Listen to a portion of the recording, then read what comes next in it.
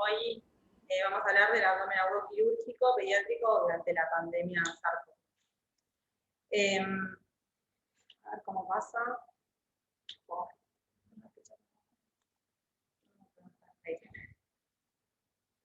Como principales objetivos de esta clase, nos propusimos investigar acerca de la incidencia de la infección por SARS-CoV-2 en la patología pediátrica quirúrgica más frecuente, evaluar las manifestaciones clínicas que la infección por el virus SARS-CoV-2 puede similar en cuanto a patología abdominal de resolución quirúrgica, y valorar el impacto que la pandemia por el COVID-19 ha tenido respecto a la atención en patologías quirúrgicas en la urgencia. Como sabemos, en diciembre del 2019 se detectó en Wuhan, China, un brote por el nuevo virus llamado SARS-CoV-2, y en marzo del 2020 la OMS declaró la emergencia sanitaria a nivel internacional. Este virus afecta a toda la población, siendo los niños tal vez los menos susceptibles, y en cuanto a lo que es la afección, predomina el compromiso de lo que es el aparato respiratorio, pero el compromiso intestinal también es uno de los más afectados, y esto se explica por la unión que tiene el virus al receptor de la enzima convertidora de angiotensina 2, que está presente sobre todo en células glandulares del esófago y enterocitos de ilion y colon. Una vez que el virus se une a ese receptor, comienza a codificar proteínas que van a ser las responsables de la invasión viral, produciendo viriones que van a ser liberados al tracto gastrointestinal, y eso va a ser lo que cause los síntomas digestivos y también la diseminación viral en las deposiciones.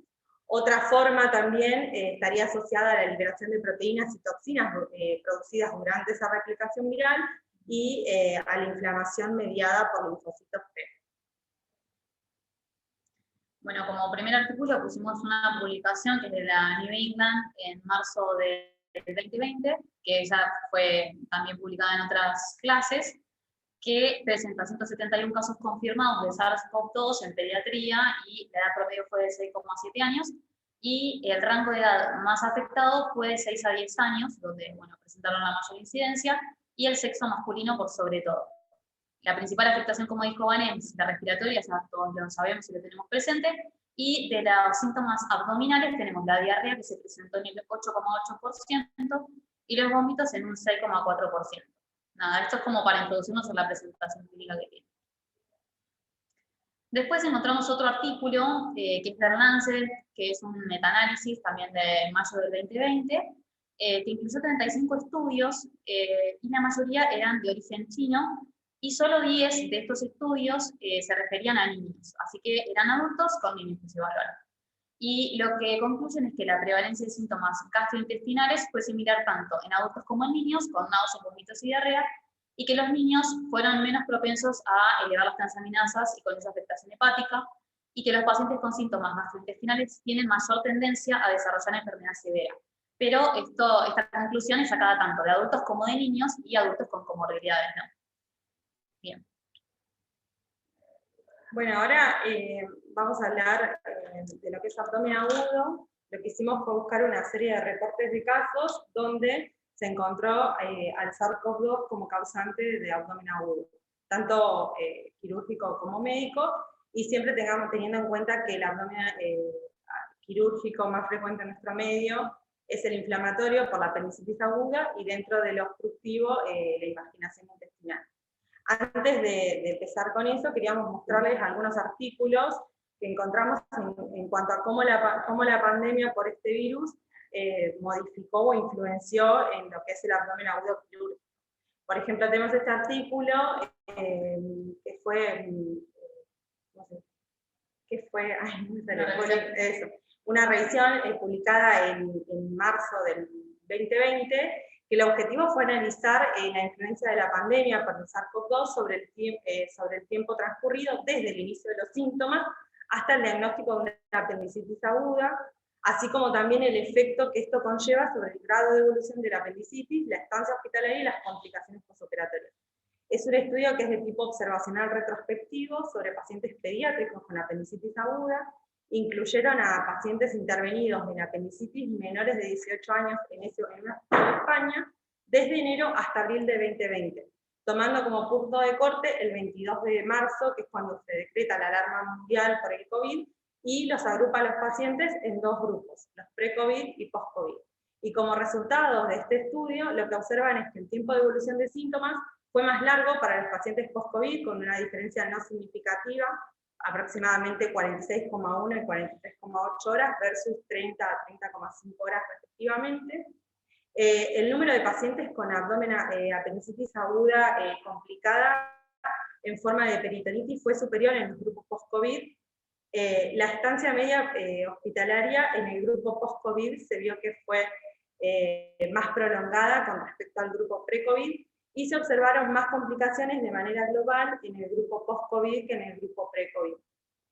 Igual no las identificaba cuáles eran.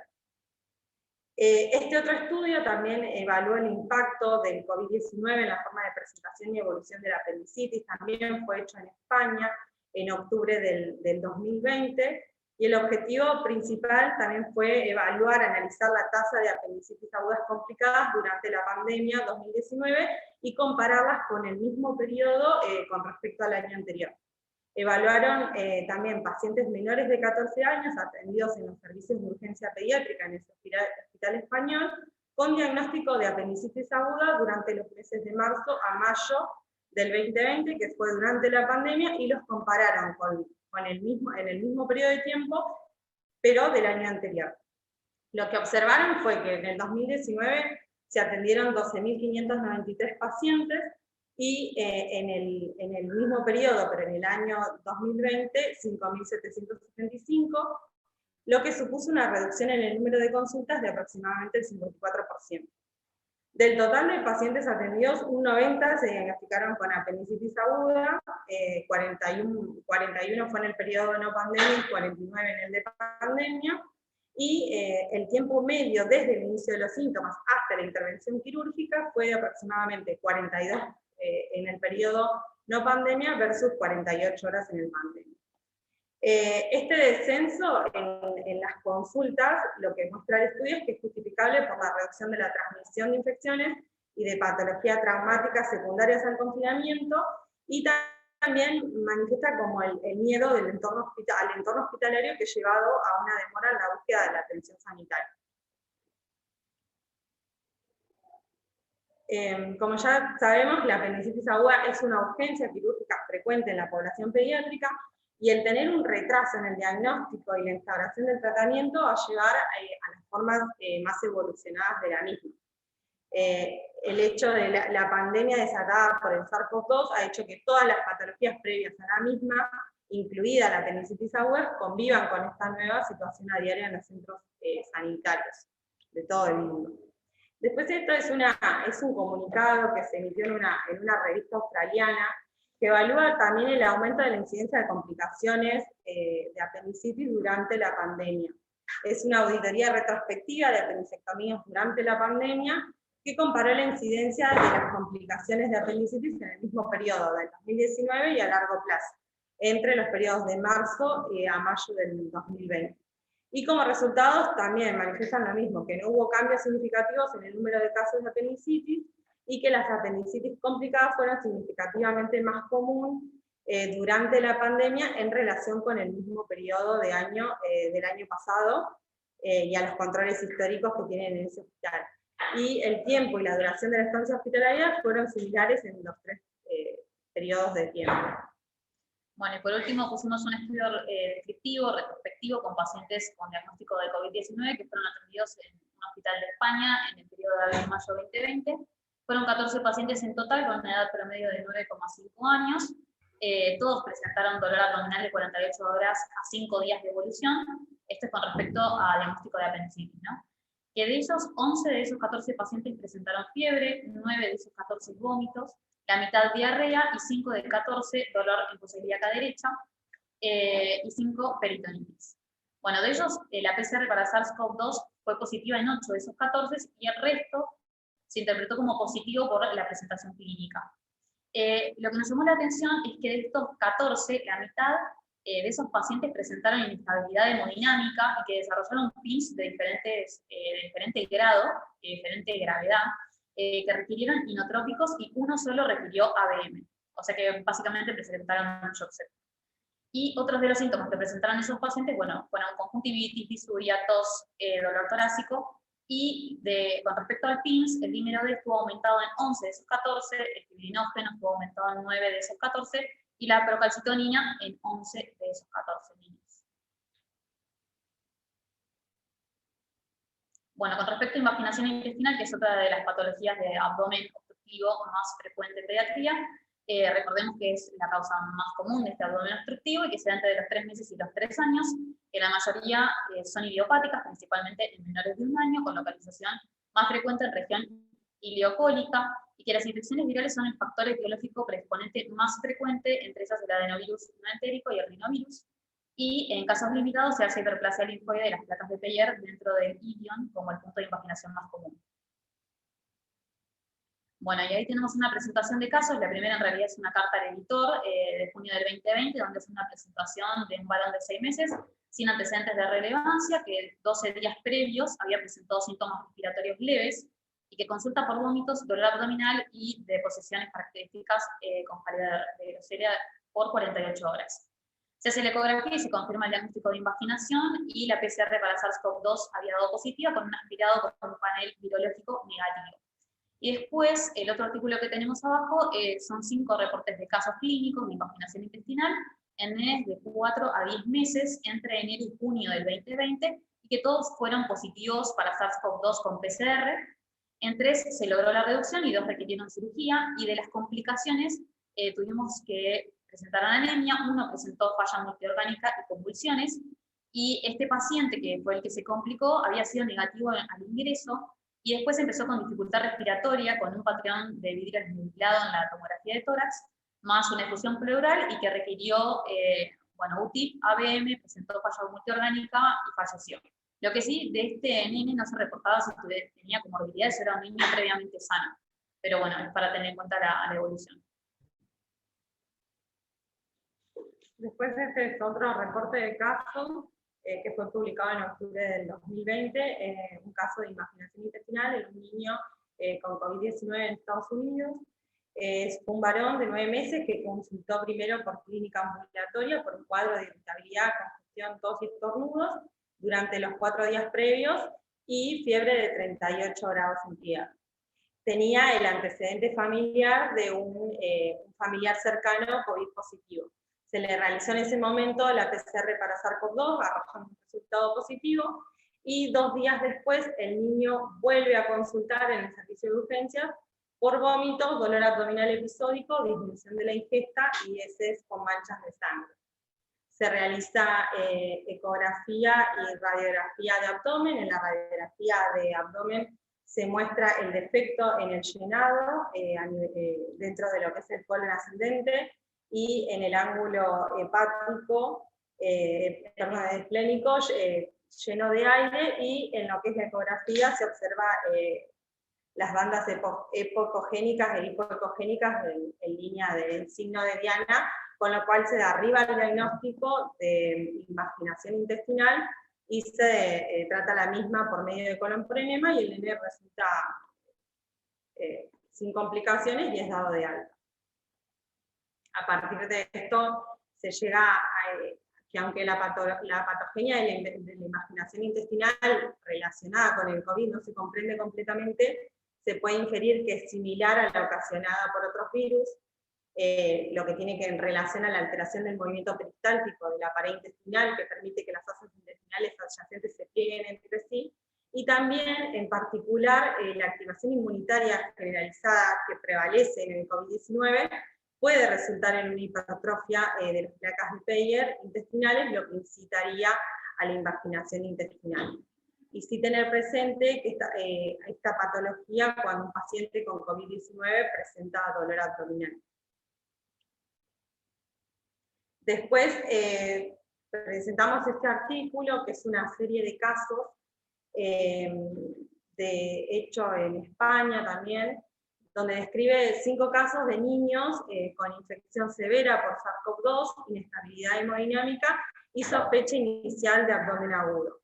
4 de esos casos fueron infección confirmada por SARS-CoV-2 y uno fue probable, y todos ellos estaban previamente sanos, necesitaron el ingreso a la unidad de cuidados intensivos, y los síntomas respiratorios no eran dominantes o incluso estaban ausentes. Para mencionar algunos de esos 3 casos que nos parecieron interesantes traerlos, el caso número 1 habla de un varón de 12 años que consultó por un cuadro de 5 días de evolución, diarrea y dolor abdominal, principalmente en lo que es fosa ilíaca derecha. Fue ingresado en el hospital con el diagnóstico de un abdomen agudo, y a las pocas horas presentó un cuadro de hipoperfusión, hipotensión y taquicardia. Se le realizó ecografía abdominal y tomografía, donde mostraron signos de ileitis y colitis, y se le realizó la PCR para SARS-CoV-2 en el hisopado nasofaringeo, que inicialmente arrojó un resultado negativo. El niño ingresa en UCIP con sospecha de una sepsis abdominal y inestabilidad hemodinámica, requiriendo asistencia respiratoria e inotrópicos. Se le vuelve a realizar una PCR, pero de lavado bronquial, y que resulta positiva. Posteriormente desarrolla una neumonía bilateral, donde se observa en la RX del tórax, y el niño evoluciona favorablemente, se le retira el soporte inotrópico y es dado de alta. Y tanto los cultivos de sangre como ese fueron negativos en búsqueda de bacterias. El segundo caso que también presenta ese reporte es un varón de 9 años que acude al servicio de urgencias con antecedentes de dolor abdominal de 5 días de evolución en la fosa ilíaca derecha. Había presentado fiebre de 3 días y también vómitos, pero sin diarrea. Ingresa con un cuadro de deshidratación. Se le realiza la ecografía abdominal, donde revela inflamación intestinal, y ante la sospecha de una infección bacteriana se lo trata con antibióticos. Se realiza el hisopado para la detección de PCR SARS-CoV-2, perdón, y es negativo, y al segundo día del ingreso presenta hipotensión y taquicardia, requiere expansión de volumen y es trasladado a UCIP, donde requiere inotrópicos, y se le realiza posteriormente unas pruebas serológicas donde arrojan IgG positiva para SARS-CoV-2. Y otro de los casos es un varón de 10 años con antecedentes de dolor abdominal de 4 días de evolución, especialmente también en fosa ilíaca derecha, con fiebre y vómitos, y diarrea de 24 horas de evolución, que al examen, a la exploración física, es compatible con un abdomen agudo, y también en este caso asociaba lesiones cutáneas. Se realizó ecografía abdominal y tomografía computada, donde se descarta alguna enfermedad tratable quirúrgicamente. El paciente desarrolla taquicardia, hipotensión, inestabilidad hemodinámica, y por sospecha de sepsis abdominal ingresa en UCI. Se realiza el aspirado nasal para SARS-CoV-2, que arroja un resultado negativo, requiere expansión, no necesitó inotrópicos y fue tratado con antibióticos. Posteriormente mejora y es dado de alta. Y este también presenta IgG positiva contra el SARS-CoV-2 como causante de su cuadro. Todos estos reportes de casos son importantes para tener en cuenta, porque ante un cuadro grave por un SARS-CoV-2 puede producirse un abdomen agudo que inicialmente nos puede hacer sospechar un abdomen agudo de resolución quirúrgica, digamos. Bueno, y como conclusiones, no encontramos reportes de incidencia de SARS-CoV-2 en patología abdominal quirúrgica oficiales en Argentina. Y bueno, a través de la bibliografía ya se concluye que la fisiopatología conocida, como ya dijo Ani, generada por otros virus, también podría naturalmente darse por SARS-CoV-2, y debe tenerse en cuenta que las complicaciones de estas pueden llegar a ser mortales de no existir un seguimiento clínico estricto en estos pacientes. Por otro lado, el seguimiento, inclusive de los pacientes ambulatorios que consultan por patologías intestinales que aparentemente son banales, deben ser vigilados por su pediatra de cabecera y quien atienda estos bienes por guardia, dándole las pautas de alarma necesarias, ¿no?, para una eventual reconsulta en pos de prevenir estas complicaciones de las que hablamos. Y que a partir de las revisiones encontradas y lo que a diario se observa en el área de emergencias de nuestro hospital, se concluye que la consulta por emergencias quirúrgicas abdominales pediátricas ha disminuido drásticamente en el transcurso de la pandemia. Y bueno, por último, nos facilitaron algunos datos del hospital sobre pacientes quirúrgicos de cirugías abdominales con SARS-CoV-2 positivo, y tenemos que solamente 4 apendicitis habían aislado SARS-CoV-2 y que no hubo casos reportados hasta ahora de invaginaciones intestinales aparentemente causadas por el virus, ¿no? Así que, bueno. Hasta ahí. Aplausos.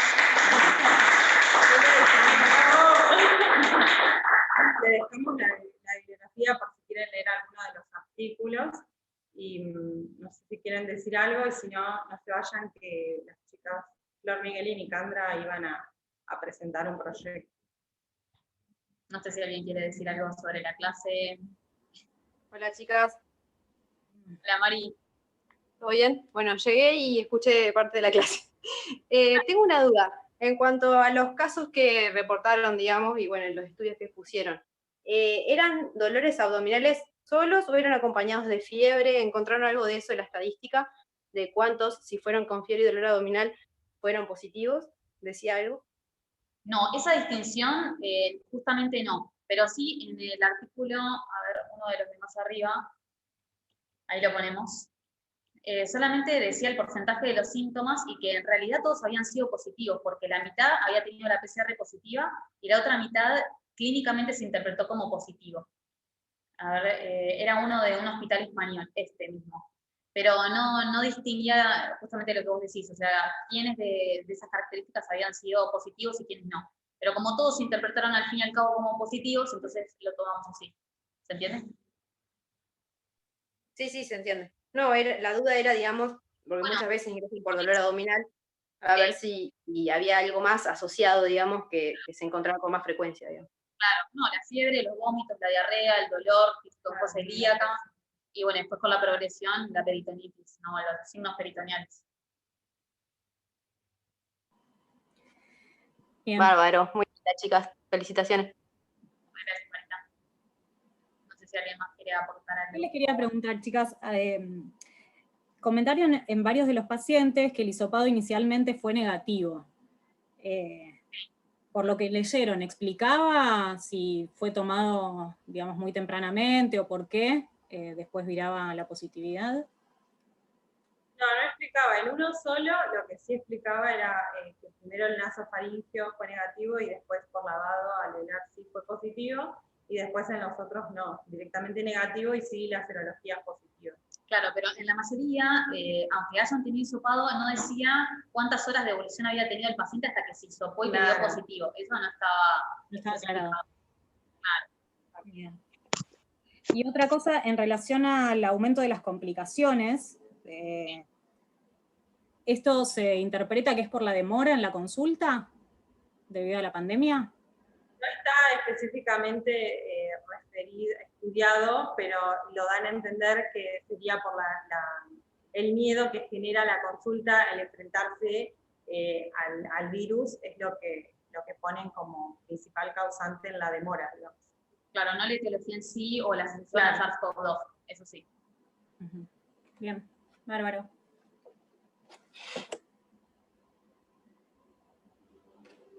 Bueno, no sé si hay alguna otra pregunta del auditorio.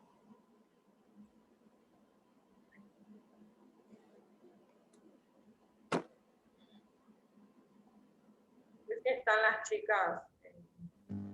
Hola. Estamos. Hola, ¿cómo andan? Bien. ¿El resto está? Bien, todos conectados. Muy bueno, chicas. Muy bueno, chicas. Está muy buena la revisión que hicieron de la bibliografía. Nada, ahora ya arrancamos, pero lo que les quería decir que con esto, que ya tienen una base, pueden inclusive hasta armar algo con el hospital, aprovechando también el proyecto de investigación, ¿no? Pero bueno, eso después podrán ustedes hacerlo. Bueno, ¿está el resto? ¿Arrancamos? ¿Cómo andan? Caro, creo que sí, necesito compartir. Flor. Flor, ¿te hago coanfitriona? Dale.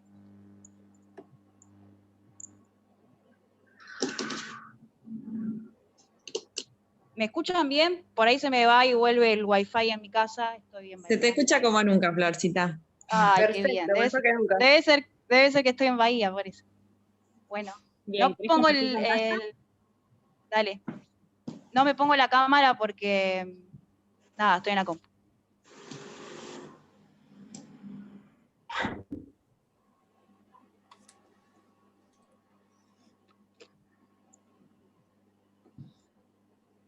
Bueno, ¿ven ahí? Bien, perfecto.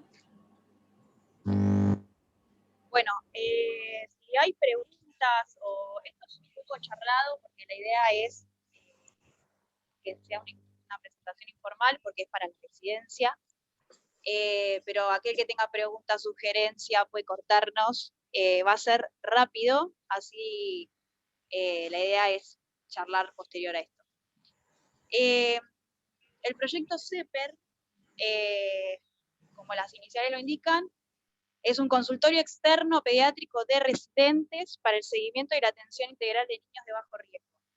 Están nuestros nombres ahí porque hace 3 o 4 días lo presentamos formalmente a dirección del hospital y docencia del hospital, que ya tenía un PDF que es el que se los vamos a pasar, que está un poco explicado la fundamentación de todo esto y por qué, cómo surgió y en qué consiste. Lo más importante de esto, y esto la verdad que fue toda la parte formal para, ya les digo, para docencia y para dirección, es que este proyecto nace de residentes para residentes, y esto es todo nuestro, así que vamos a hacer y deshacer con la ayuda de los que saben, por supuesto, que nos van a acompañar en esto. Pero como todos sabemos, cuarto año, este año estuvo como un poco complicado, en el hecho de que, bueno, no teníamos rotaciones, estuvimos mucho más en las salas, bueno, ustedes lo saben más que ninguno. Entonces dijimos, bueno, ¿qué alternativas podemos encontrar para que podamos hacer nuestra parte ambulatoria? Entonces, esto empezó un poco, Fran, si está por ahí, Fran Sabino, en la maternidad, nos escuchó con Nicandra hablar mucho de esto, inclusive unas ideas, y entonces dijimos, bueno, vamos a armar un poco un espacio formativo, investigativo, asistencial. ¿Qué quiere decir esto? Como objetivo dijimos, bueno, vamos a establecer una red de trabajo entre la internación y el seguimiento ambulatorio, que esto lo tenemos un poco flojo, adquirir herramientas, y esto es lo que queremos como dejar a fuego, para fortalecernos como médicos de referencia en niños con patología de mediana, alta prevalencia y baja complejidad. ¿Qué quiere decir eso? Ahora lo vemos. Ampliar estas herramientas, ¿sí? Para, en otro aspecto, monitorear el neurodesarrollo. Nosotros pusimos como la herramienta el PRUNAPE, podemos ir evaluándolo, pero en principio va a ser ese. Y después, como parte de investigación, dijimos, bueno, vamos a evaluar el impacto a mediano y largo plazo, mediante estudios descriptivos y analíticos de la intervención, sobre todo en la comunidad y en el desarrollo de las competencias de cada residente. ¿Qué significa CEPER? Ya un poco lo hablamos, tenemos logo, puede ser lo podemos cambiar lo que tengan ganas, pero en principio es es humilde. ¿Y cómo pensamos el CEPER? El CEPER va a tener 3 patas: un espacio asistencial, un espacio formativo que no nos puede faltar nunca, y un espacio de investigación científica, que es en lo que estamos incursionando un poco con esto del proyecto nuevo que se armó desde docencia. Esto lo voy a pasar rápido porque la idea no es aburrirlos, pero es un poco una línea de tiempo de cómo se pensó, cómo fue la búsqueda bibliográfica y cómo se fundamentó el CEPER. Esto fue lo que nos explicamos un poco más, que está escrito en el PDF que le vamos después a pasar. Que hablamos un poco del sistema de residencia, un poco de la enseñanza basada en competencias y bibliografía que justificaba por qué nosotros teníamos que tener un consultorio de residentes por residentes y sobre todo para nuestros chicos, ¿no? Hay muchos otros hospitales que tienen un programa de residencia que lo incluye y el que más... sí, ¿qué me habla? Yo, Vane, se escucha bastante. Hola. Ajo. ¿El resto me escucha? ¿Ahí? Ahí se escucha mejor. ¿Ahí? ¿A dónde quedé? No, estabas hablando de que la fundamentación en qué se basaba Bien, principalmente nada, y eso. Esto es para Que- que después lo lean tranquilos. La pata que me parece que mencionable en 2 minutos ahora es que no estamos haciendo algo nuevo, algo que no existe, algo que sale de cero, sino que en muchos programas que leímos, muchos programas de residencia de otros hospitales, de públicos como privados, existe el consultorio de residentes específicamente, incluso existen más de uno, que será un proyecto a futuro seguramente, pero toda la fundamentación está bueno saber que otra gente se forma de esta manera que nosotros planteamos. Hospitales de referencia en la formación de pediatras, ¿no? Exacto, Garrahan, Gutiérrez, privados, Alemán, hay un montón. Pero ¿en qué consiste? Y acá vamos a lo práctico. El espacio asistencial, los componentes del CEPER, la idea es que funcione en un consultorio del IDIP, ¿sí? La población que vamos a abarcar son niños de 0 a 14, lo que estamos habitualmente a trabajar, con patologías de mediana y alta prevalencia,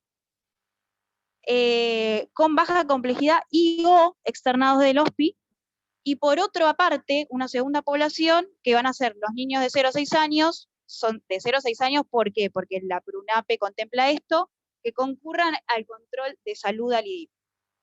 El equipo de trabajo, en principio, está destinado a residentes de 4º año, es decir, que el residente que ahora está en 1er año, Dios quiera y nos ilumine y todo ande perfecto y excelente, en 4º año va a tener su rotación por el CEPER. Esto va a empezar un poco ahora, si todo marcha bien, y los chicos del 4º año que vienen lo van a explotar y lo van a hacer crecer cada vez más.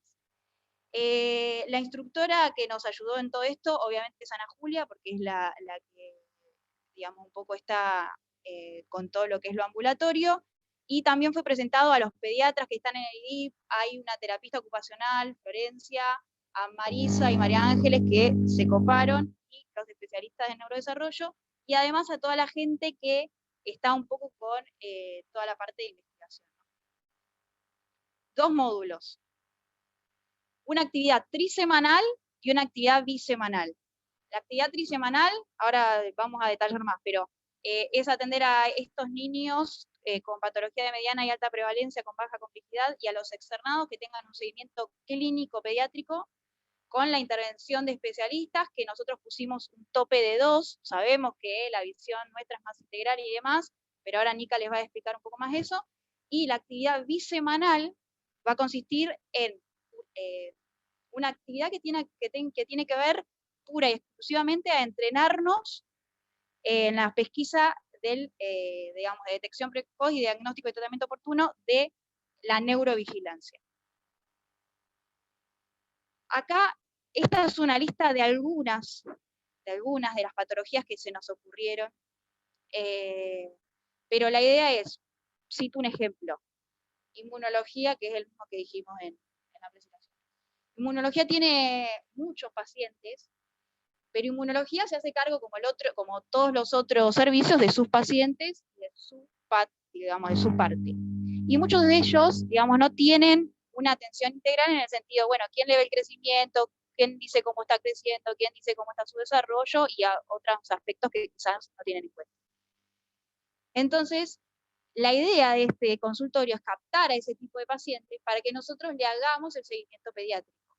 Y esto va a permitir, por un lado, el vínculo con el especialista, y por otro lado, que ese paciente le aseguremos un seguimiento. Si no es el que voy en el hospital tratando de encontrar un turno de algo, tratando de tener, digamos, por medio de su especialista, que actúa como médico de cabecera, que eso es lo que no queremos, nosotros queremos ser los médicos de cabecera, somos los que intentamos dar una vuelta de rosca a todo esto. Nada, estas son miles de patologías que se nos ocurrieron, pueden haber muchas otras, pero el filtro sepan que vamos a hacer nosotros, entonces tenemos que entender el concepto de esto. Ahí sigue Nica. Bueno, como dijo Flor, nosotros lo pensamos con 2 módulos distintos que funcionan en días distintos. La actividad trisemanal estaría dirigida a ser el pediatra de cabecera de estos niños y realizar el seguimiento. Trisemanal, lunes, miércoles y viernes, nosotros pusimos el ejemplo porque es un clásico dividir la semana así. Debido a que son niños que tienen algún grado de complejidad, que vamos a necesitar leer, revisarlos bien, y eso también ofrece calidad en la atención, hablamos de 5 turnos diarios, para darles tiempo. Obviamente que hay días que puede haber más, hay días que puede haber menos. Lo importante de eso es que nosotros lo pensamos como que el CEPER tenga su propia agenda, y la agenda y el ritmo y la necesidad para cada chico lo determine el residente que está rotando. Entonces, como decía Flor, para filtrar un poco, porque sabemos que las cosas en el hospital se desbordan. Lo que nosotros estamos planteando es un espacio que no existe en el hospital.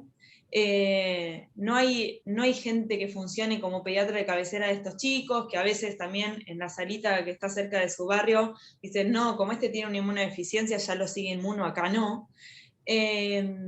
Entonces, la idea es que accedan al turno por un contacto médico a médico. Es decir, por ejemplo, un chico que tuvo una infección bacteriana severa, que lo está estudiando inmunología para seguir con el mismo servicio de ejemplo, que se va a ir de alta y no tiene pediatra de cabecera, bueno, ese es un paciente por ahí candidato al CEPER.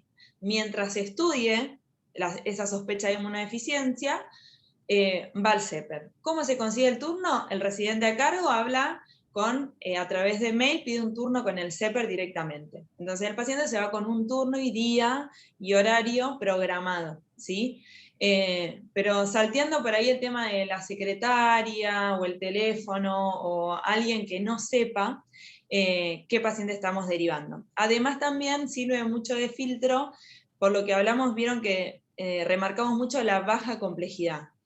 A baja complejidad le decimos, en el IDIP no puede ir un paciente traqueostomizado, gastrostomizado o extremadamente complejo porque, como nos decía Ana Julia, que hablábamos con ella, 3 cuadras parece que estás en el medio de Córdoba queriendo hablar con un especialista. Entonces, el IDIP no tiene complejidad, está a 3 cuadras del hospital y a veces querer contactarte con 5 especialistas en una mañana es una barrera física súper importante. Entonces, por eso también planteamos esto médico a médico, o sea, residente a residente, que se establezca ese vínculo para poder filtrar a estos pacientes, ¿sí? También, igual que la sala de internación, digamos, quizá hay salas que tiene chicos que van a querer mandar mucho. Nosotros como residentes nos parece que tenemos que pararnos y decir, bueno, estoy en segundo, en tercero o en primero. Si yo fuera el R4 del CEPER, ¿este paciente me interesaría seguirlo o es, digamos, la idea no es hacer control post-internación de una bronquiolitis primer episodio? Para eso existe otro espacio del hospital destinado, como puede ser, por ejemplo, consultorio 10, y que después ese chico, que no parece tener una patología base que requiera seguimiento, se seguirá en su salita, ¿sí? La idea no es el CEPER, sino que es utilizar al R4 de pediatría, que está súper capacitado porque ha transitado 3 años en el hospital, fogueándose con un montón de cosas, darle un paciente interesante del que pueda aprender y que también el chico se pueda beneficiar.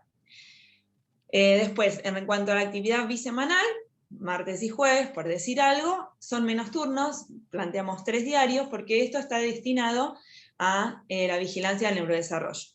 No todos los R1 han rotado por niño sano, ahí hay mucho especialista en neurodesarrollo, de hecho hay un dinero actualmente que está siendo destinado a formar como un gimnasio, como una sala específica para valorarlo, pero contamos con personal capacitado y la idea es que nosotros también vayamos a hacerlo.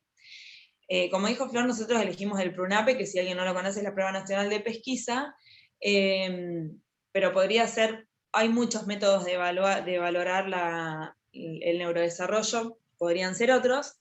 Obviamente, inicialmente, entrenarnos en lo que es el material, en cómo se evalúa.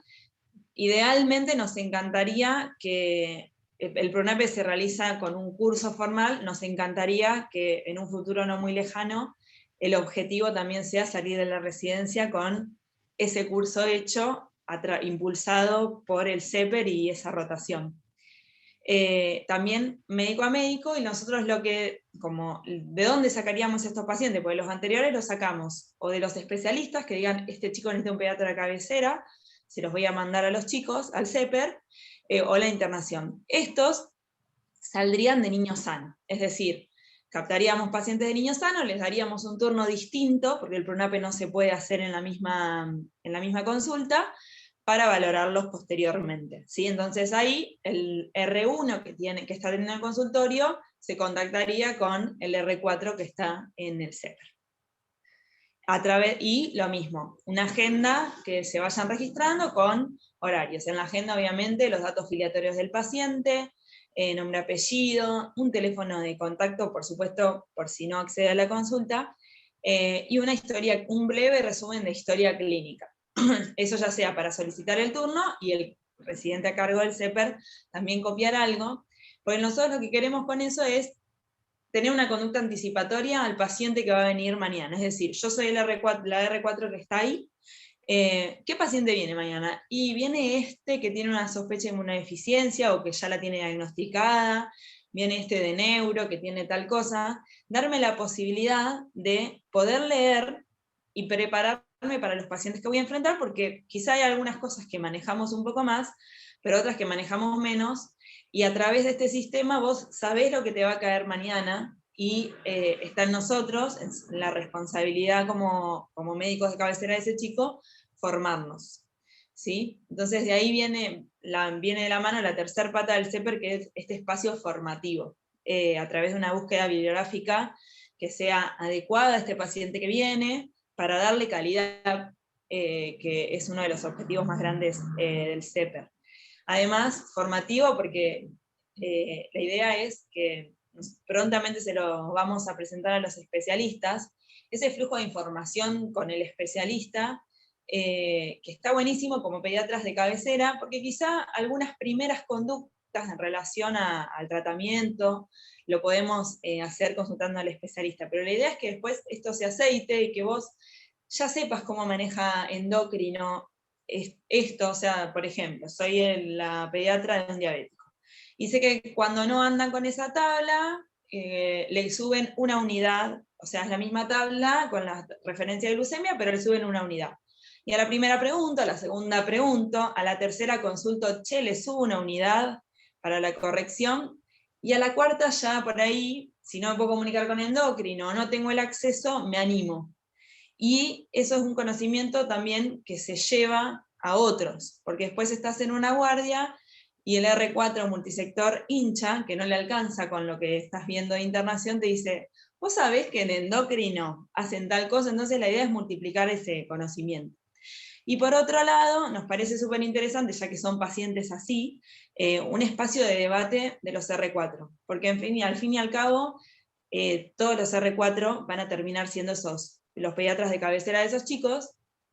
Entonces, un paciente interesante, presentarlo en Ateneo, discutir conductas, este está para hacer esto, este no, a través de la presentación y en la discusión de conductas diagnóstico-terapéuticas. Y por último, el tercer espacio sería el espacio de investigación científica. El IDIP es el Instituto de Investigaciones Pediátricas, no podemos desaprovecharlo a través de, bueno, la jefatura actual con este proyecto que estamos haciendo con los médicos de planta. Hay que explotarlo, y la idea es que el CEPER cargue datos a una base de datos completa, detallada, que en la posibilidad o sea, la idea es generarla informatizada, con todos los datos que podamos recabar, una historia clínica completa, que la idea es hacerla nosotros, generar una historia clínica para el CEPER, y así poder utilizar todos esos datos que estén bien recabados para el uso de investigación clínica y asistencial. Y también así medir un poco el impacto que tiene el CEPER en nuestra formación, en el IDIP, pero principalmente qué hicimos por la comunidad, que es el fin de todo, ¿no? Darle a estos chicos un pediatra de cabecera que pueda responder a sus necesidades. Y bueno, un poco una idea romántica que tenemos del CEPER es que el CEPER, para iniciar, seguir y establecerse y continuar a lo largo del tiempo, necesita la colaboración, la cooperación de toda la RESI, ya sea desde el R1 que dice, este es para el CEPER, este no es para el CEPER, cuando filtra en la sala de internación, o los R3, R4 que rotan con el especialista, che, este no lo querés mandar al CEPER para que tenga su pediatra. Es un espacio que no existe en el hospital, que lo construiríamos nosotros de lleno, de cero a lo que querramos. Nosotros hicimos un proyecto base, pero que pueden salir ramas e ideas y construirlo entre todos. La propuesta es que lo hagamos entre todos. Uno de los desafíos más...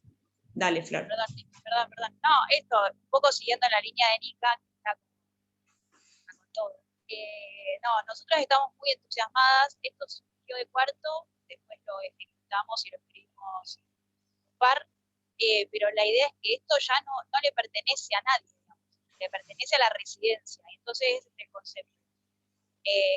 Volver a tener lo que siempre, digamos, fue la residencia, el sentido de pertenencia, que quizás hay que volver a darle impulso. Esto es nuestro, y fíjense que nosotros lo escribimos, lo presentamos, y dirección y docencia lo avaló. Entonces estamos en la próxima instancia a armar una historia clínica, que estaría buenísimo que si alguien tiene cosas se sume, porque esto lo seguimos construyendo todos, y la otra pata de presentarlo en primera instancia a los especialistas, y teníamos ganas también de servicios médicos de planta, que ellos son los pediatras de los pero vuelvo a decir, esto es de residentes para residentes, y esto es un proyecto hermoso, pero este proyecto no es nada si nosotros no colaboramos entre todos y no lo hacemos. Y creíamos con Nika que los primeros que tenían que conocer este proyecto era la residencia, porque finalmente vamos a ser nosotros quienes le demos un poco el camino, acompañados de aquella gente que obviamente está incluida y demás, pero nada, es reiterativo. No sé, Nika, si quieres decir algo más. Estas eran las reflexiones finales que habíamos hablado en la presentación. Más allá de la creación de herramientas y competencias, centrarnos como médicos de cabecera, siempre ese es el fin, para eso nosotros nos formamos. Y siempre teniendo en la cabeza la atención integral, la interdisciplinariedad, la atención de calidad y el acompañamiento familiar y social, que muchas veces esa parte queda relegada porque, bueno, vemos una partecita del paciente, pero la idea es que entre todos vayamos construyendo esto.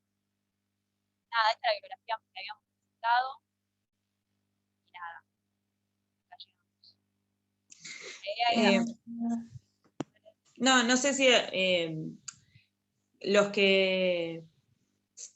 que están hace más tiempo en el hospital saben que la pata ambulatorio es un déficit total.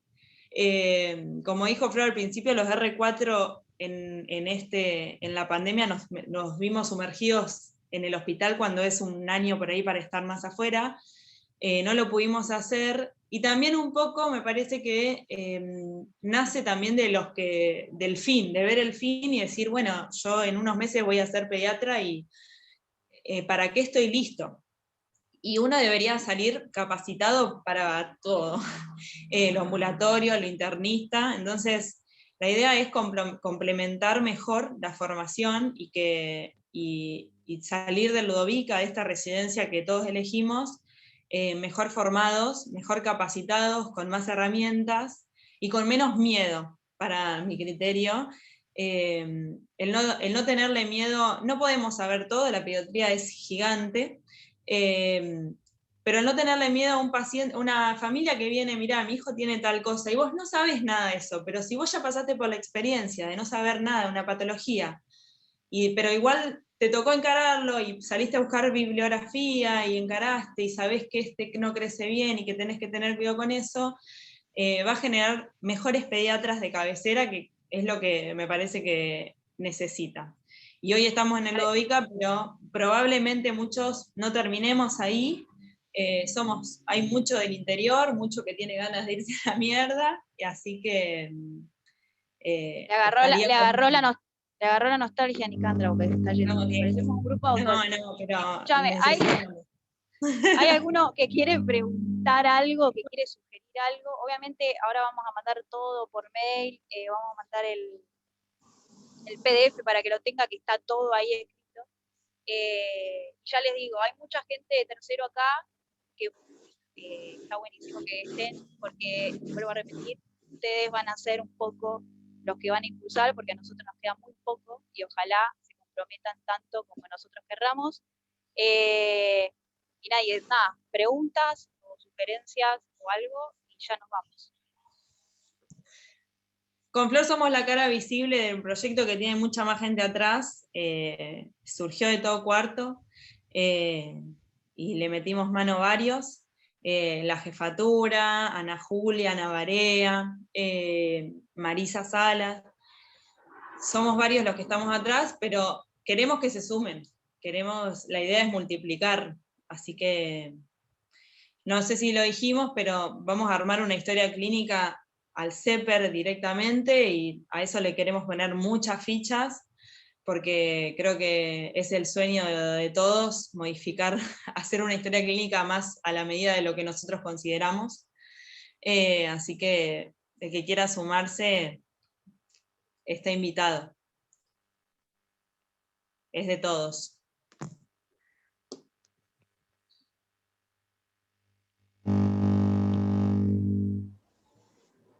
A ver, ahí. Yo tengo una pregunta. ¿Sí? ¿Quién es? Ay, del doctor Fabián, sí. Seguramente en el programa que van a mandar en el PDF va a estar explicado, pero para que lo aclaren acá. En cuarto se tiene la rotación que habitualmente es por atención APS, sería. Que fuera de la pandemia volvería a existir para los R4. Esto sería agregado, esa rotación, la rotación para el consultorio. ¿Y tienen previsto más o menos cuánto duraría? Porque por ahí sería una reestructuración de las rotaciones del cuarto año, digo, porque es ahí donde uno tiene rotaciones activas, fuera del país, o en otros hospitales y demás. Pero ¿cuánto ustedes pensaron o cuál fue? Esto está pensado. Te contesto. Sí. Entendí la idea. Es real que cuarto año tiene APS, son 3 meses de APS, pero cuarto año tiene 2 meses de consultorio o de ambulatorio, que en este momento estamos haciendo en consultorio externo, o el que nosotros llamamos consultorio 10, y niño sano. Esos 2 meses que cuarto año ocupa, digamos, en esos lugares, digamos, se absorberían al CEPER. Instantáneamente 2 meses de rotación, porque claramente con un mes no alcanza, y el seguimiento es un poco más longitudinal. Cuarto año se haría cargo de eso, y primero, segundo y tercero, en principio, destinaría consultorio externo y niño sano a esos 3 primeros años. Pero bueno, eso es modificar la currícula y demás, hay que hablar con instructores, ya saben un poco de esto, pero la idea sería esa. No sé si te respondí, Fabi. No vas a tener problema de irte a la rotación que tengas que irte al exterior, eso va a seguir existiendo, nada de eso se va a modificar, se agrega. Perfecto. Y Auda del Segio ahí tiró usar un instrumento extra de libretas sanitarias, sí, podemos armar una especie de cuaderno, sí, eso son todas ideas que suman, que está buenísimo para el seguimiento. Está bárbaro. Pueden hacerse una tormenta de ideas, escribirlo y mandarlo. ¿Alguien más?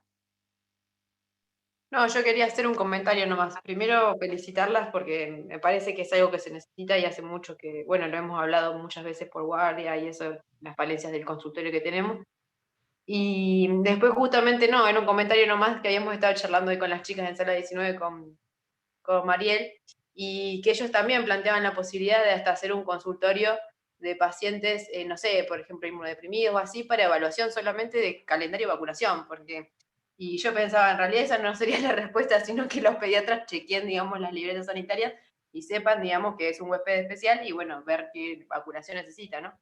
Entonces, como que me parece re buena la idea esta, para eso justamente, para no decir, bueno, mandarlo al especialista sino nada, tomar riendas, digamos, de esto y hacerlo nosotros, y justamente sabiendo ya de antemano qué paciente te viene al otro día, bueno, es mucho más fácil, bueno, ver qué le podría faltar, qué plan de vacunación poder hacer, y bueno, y hablar, siendo también en el IRIP, hablar también con las de vacunación, que los tenemos cerca, como para que no haya una respuesta no a veces en los pacientes, que a veces pasa que no los vacunan. Nada, como un comentario que surgió hoy justo charlando, y me parece que está re bueno este espacio para poder solucionar eso, ¿no? De alguna manera.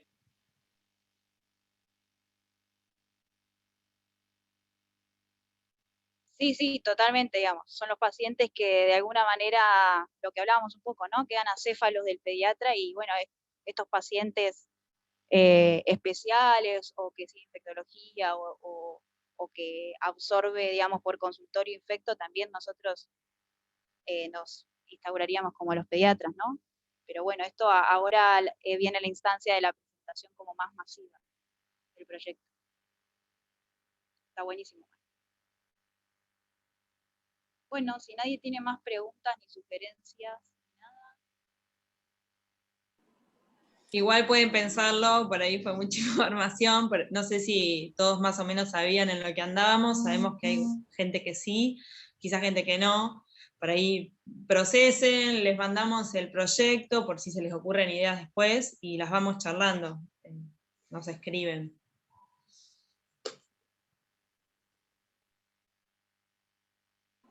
Bueno. Bueno, chicas, perfecto.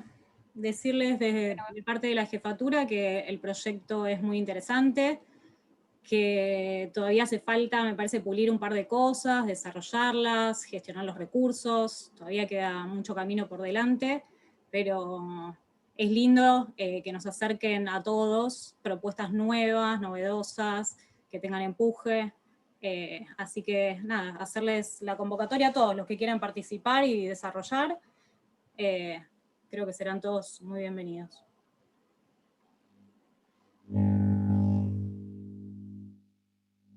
Bárbaro. Bueno, nos vemos. Les mandamos el PDF. Eso es todo. Chao.